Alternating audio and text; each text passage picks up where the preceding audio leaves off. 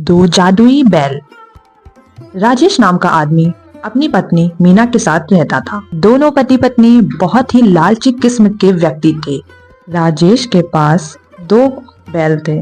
वह दोनों बैल पर बहुत अत्याचार करता था, उनसे 2 गुना काम करवाता था और खाने में कुछ भी अच्छा नहीं देता था। अब ये बैल दोनों निकम्मे हो गए हैं, अब ये बिल्कुल काम के नहीं है। अरे नहीं जी, ये निकम्मे नहीं, बूढ़े हो गए हैं। मुझे लगता है आपको अब नए बैल ले लेने चाहिए, वरना बैलगाड़ी खुद ही खींचनी होगी। मैं तो ले लूं, लेकिन इन बैलों का क्या करूं? आप ऐसा करो, इन बैलों को अच्छे से नहलाकर, साफ सुथरा करके और 1-2 दिन अच्छे से खाना खिलाकर इन्हें बेच दो। हाँ बिल्कुल, तुम सही कह रही हो और किसी को पता भी नहीं चलेगा कि ये बैल कैसे हैं। वही राजू नाम का व्यक्ति अपनी पत्नी पूजा से कहता है, कुछ समझ नहीं आ रहा है। हमने अपने दोनों बीमार बैलों का कितना इलाज किया, लेकिन वह बेचारे एक एक करके दोनों ही मर गए।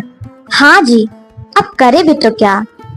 अब हमें बैलों के बिना तो बड़ी मुश्किल हो गई है। अब हम व्यापारियों का अनाज कैसे आप लेकर जाया करेंगे? तुम चिंता बिल्कुल मत करो, मैं देखता हूँ कुछ पैसे उधार लेके नया बैल लेके आता हूँ।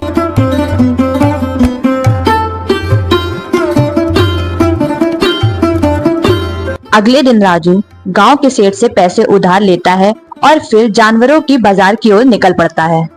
वहां राजेश अपने दोनों बैलों को लेकर खड़ा था। वह मन में यही सोच रहा था कि जल्द ही वह बैल अच्छे से बिक जाएं। अरे ले जाओ भाई, बहुत सस्ते में 2 बैल 10,000 में ले जाओ भाई। अरे ये तो बहुत कम दाम में बैल बेच रहा है, वो भी 10,000 में 2 बैल। इतना सुन के राजू राजेश के पास दौड़ा चला जाता है बैलों को खरीदने। अरे भाई, ये दोनों बैल आप 10,000 में दे रहे हो क्या? लेकिन इतने सस्ते में क्यों दे रहे हो? अरे वो मेरी नौकरी शहर में लग गई है, इस वजह से मैं अपने पूरे परिवार के साथ वहां जा रहा हूँ। अब उन बैलों का वहां क्या काम, इस वजह से मैं इन्हें बेच रहा हूँ इतने सस्ते में। अरे वाह, धंधे को तो आग ही चाहिए थी और वो भी मिल गई। ए भाई सुनो जरा, ये दोनों बैल मुझे दे दो। राजू दोनों बैलों को खरीद कर घर ले आता है और दूसरे दिन अनाज की बोरी उन पर लाद के कुछ दूर चलता ही है कि वह दोनों बैल अचानक से रास्ते में गिर पड़ते हैं। अरे ये दोनों गिर क्यों गए? इतना तो वजन भी नहीं रखा मैंने इनके ऊपर। राजू बैलों को डॉक्टर को दिखाता है। बैलों को देखकर डॉक्टर राजू से कहता है, अरे ये बैल तो बहुत बूढ़े हो गए हैं और बहुत बीमार भी हैं। तो राजू डॉक्टर की बात सुनकर बहुत ही दुखी हो जाता है। अरे भाग्यवान, ये हमारे साथ क्या खेल हो रहा है? सोचा तो ये था कि अब 2 बैल हो गए हैं, काम ज्यादा बढ़ेगा, लेकिन हमारे साथ धोखा हुआ है। वो आदमी चालाकी के साथ ये दोनों बीमार बैल हमें बेच दिया। आप चिंता मत करो, दुखी क्यों होते हो? भगवान जी कोई ना कोई अच्छा रास्ता जरूर निकालेंगे। बेचारा राजू उधार ले लेकर अपने बैलों का इलाज कराता है, लेकिन अब उसके घर की हालत बहुत ही खराब हो चुकी थी। अरे भाग्यवान, अब मैं क्या करूं? कुछ समझ नहीं आ रहा है। धीरे धीरे सारे पैसे खत्म हो गए मुझसे, अब इन बैलों की हालत देखी न जाती। अब धीरे धीरे तुम्हारे सारे गहने मैंने बेच दिए। अब मैं क्या करूं भाग्यवान? आप इन बैलों को इनके मालिक को ही दे आओ। अगर इनका मालिक इनको रखना ही चाहता तो मुझे धोखे से क्यों बेचता?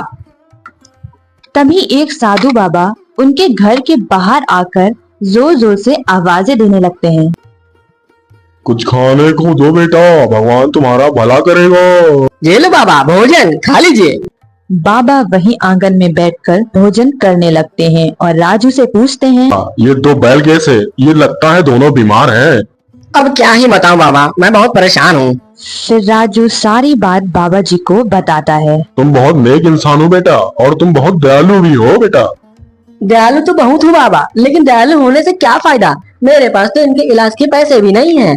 लोगों से बहुत कहा, लेकिन कहते हैं या तू भी इन्हें धोखे से बेचा या फिर इन्हें मार डाल। लेकिन बाबा, मैं इन्हें कैसे मार सकता हूँ? अब आप ही कुछ बताएं।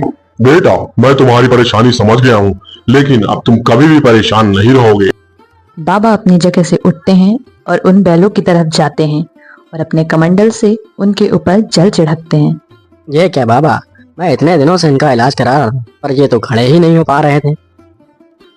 बेटा, अब ये मामूली बैल नहीं रह गए। इसमें से एक घोड़ा तुम्हें सोना और दूसरा घोड़ा तुम्हें पैसा देगा। ये चमत्कारी बैल हो गए हैं। क्या बाबा, आप सच बोल रहे हैं? आपने तो मेरी जिंदगी धन्य कर दी। बाबा जी, मैं आपका बहुत बड़ा शुक्रगुजार हूँ। अगर आप जब भी इस रास्ते से निकलें तो अपना आशीर्वाद हमें दे के जाएं।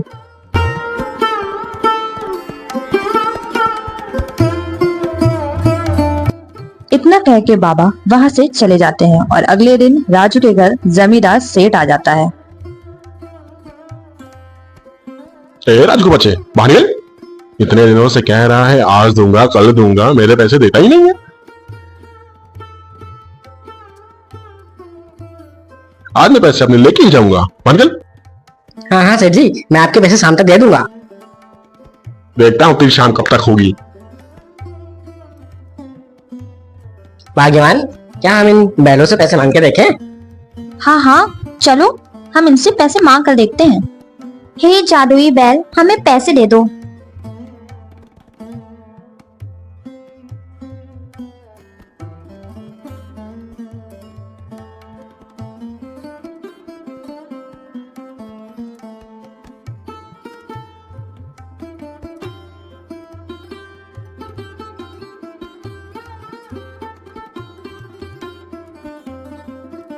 हे भगवान, हमारी मदद करने के लिए बहुत बहुत धन्यवाद। तो मैं क्या कह रही थी, मेरे पास एक भी गहने नहीं है। क्या हम इन बैलों से सोना निकलवा के गहने बनवा सकते हैं? भगवान की भी महिमा अपरंपार है। जिन बैलों की वजह से हमने तुम्हारे गहने बेचे थे, आज उन्हीं की महिमा की वजह से हम तुम्हारे गहने वापस ला सकते हैं। हे जादुई बैल, मुझे सोना दे दो। थोड़ी ही देर में बैल उन्हें सोना देने लगते हैं। अब उन लोगों की आदत पड़ गई थी। अब उन लोगों को जब भी किसी भी चीज़ की ज़रूरत होती थी तो वह बैल से मांग लिया करते थे, वो चाहे पैसे हों या फिर सोने।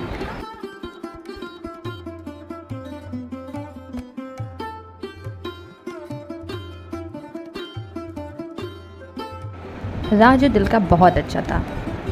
वह अपने पैसे गांव में बांट दिया करता था और लोगों की मदद भी करता था।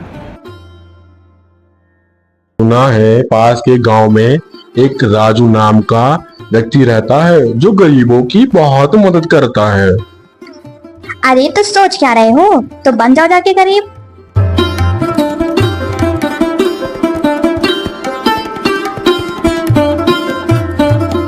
बहन जी, मैं बहुत मुसीबत में हूँ। सुना है आप गरीबों की बहुत मदद करते हो। मेरी बीवी बहुत बीमार है।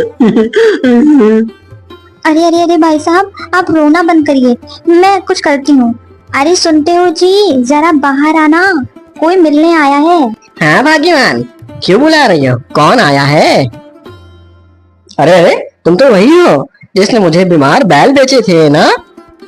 ना ना ना, बैल तो बहुत भले चंगे थे, आपके पास ही आए होंगे तो बीमार हो गए होंगे। चलो जो भी था, मैं तुम्हें तुम्हारी बीवी के इलाज के लिए पैसे दे देता हूँ।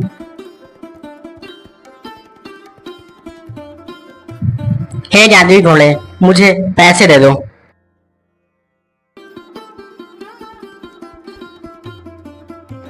राजू अपने बैलों के पास से सारे पैसे उठाकर उसको दे देता है, लेकिन वह सब कुछ अपनी आंखों से देख रहा होता है।